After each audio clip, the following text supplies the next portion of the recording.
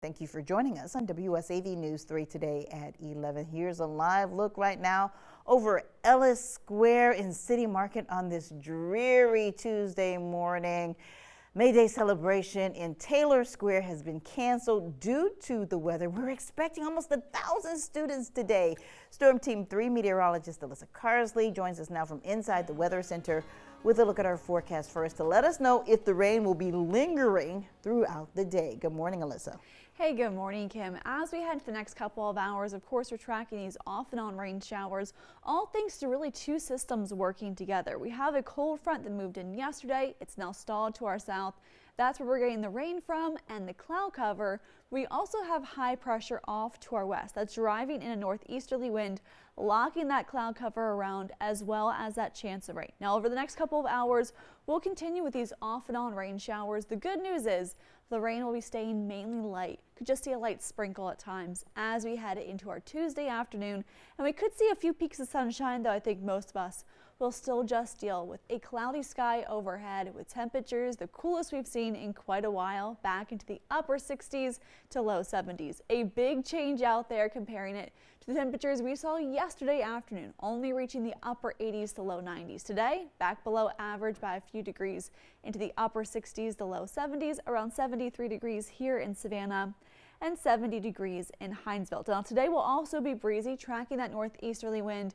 Those wind gusts will be as high as 25 to 30 miles per hour at times through the afternoon. So coming up in the complete Storm Team 3 forecast, we'll talk about the rest of the week and how the sun shines back overhead, at least by Thursday. Thank you, Alyssa. We begin this morning in the Low Country, where authorities are looking for answers after a teenager was found dead near a roadway in Jasper County. Deputies were responding to a call in the area of Alligator Alley along State Route 170 on Saturday when they found 19-year-old Aviana Moore dead. At this time, it's not clear how Moore died. The sheriff's office says no additional information will be released at this time. Meanwhile, if you have any information about the case, you're asked to call the Jasper County Sheriff's Office. That number 843-726-7777. Again, that number for you, 843-726-7777.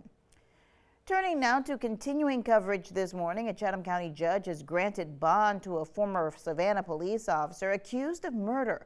Ernest Ferguson is charged in the 2022 shooting death of Saudi Lee in the Carver Village community.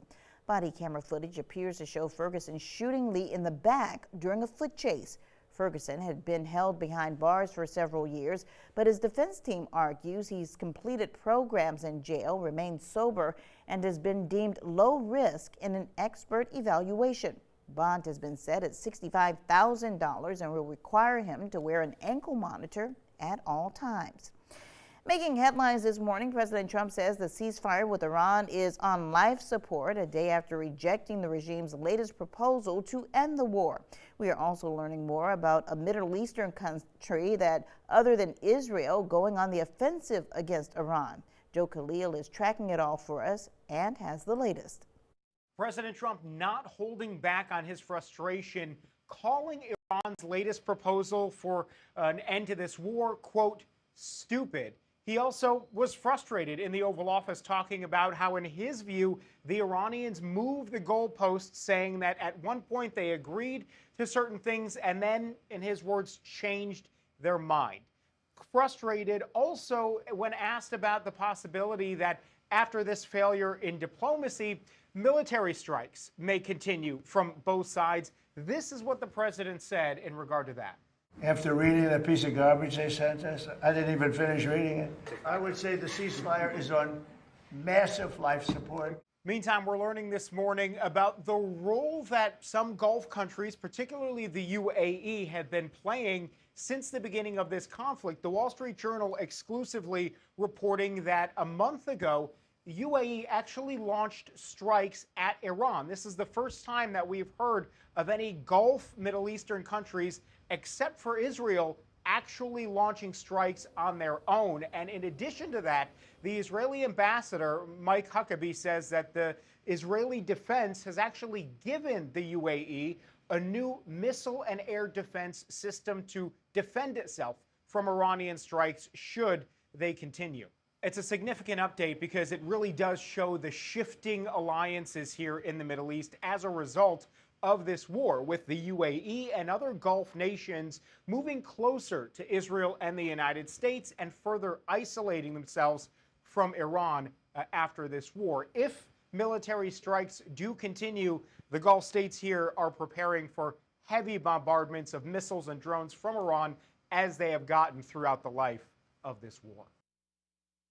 That was Joe Khalil reporting. The White House continues to insist diplomacy is still the preferred option to help end the war in Iran, but President Trump is also making it clear military action remains on the table if the Middle Eastern country does not quickly return to negotiations.